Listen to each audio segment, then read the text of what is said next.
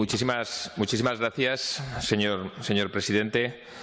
Bueno, el segundo decreto, medidas urgentes en una situación más que compleja. Yo quiero incidir,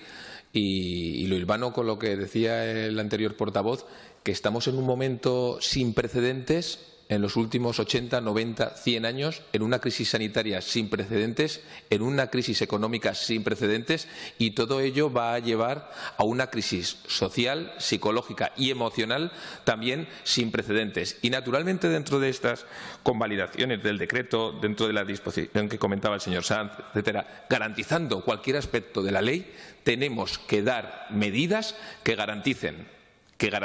naturalmente, abordar todos los problemas que tenemos a nivel sanitario, pero especialmente a medida que vaya pasando esta crisis sanitaria, que no debemos dejar de lado, tenemos que reactivar la economía de una forma importante, imperante. Es decir, tenemos que estar alrededor de nuestras pymes, al lado de nuestros autónomos, al lado de nuestros comerciantes, al lado de nuestros agricultores, al lado de nuestros ganaderos, y especialmente hacer máxima esa frase que no nos vamos a cansar de repetir, que la mejor política social es la creación de empleo.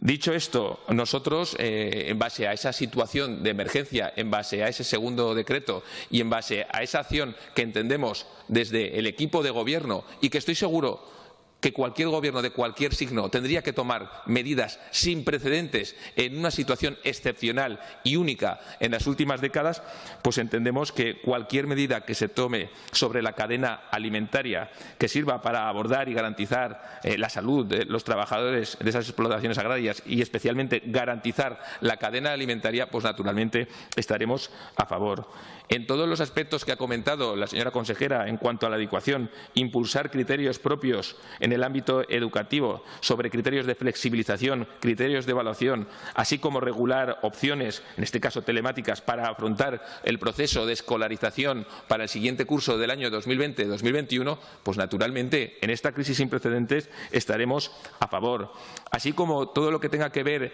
en materia de subvenciones para dar facilidades, para ampliar plazos en base a esta nueva situación, pues tendremos que estar a favor. Y luego, algo que también nos gusta y naturalmente contará con todo nuestro apoyo, es aquellas acciones que tengan que ver en materia de fomentar y de impulsar, de fijar, de establecer iniciativas en materia del tejido empresarial. Es clave, vuelvo a repetir, todo tipo de acciones que sirva para agilizar procesos, naturalmente siempre en base a ley, para intentar impulsar iniciativas empresariales de cualquier tipo en base a esa realidad que tenemos en Aragón, estaremos a favor.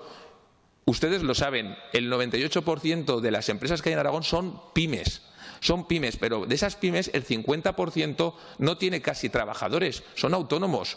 Pero de ese 40% restante tienen menos de 3 empleados.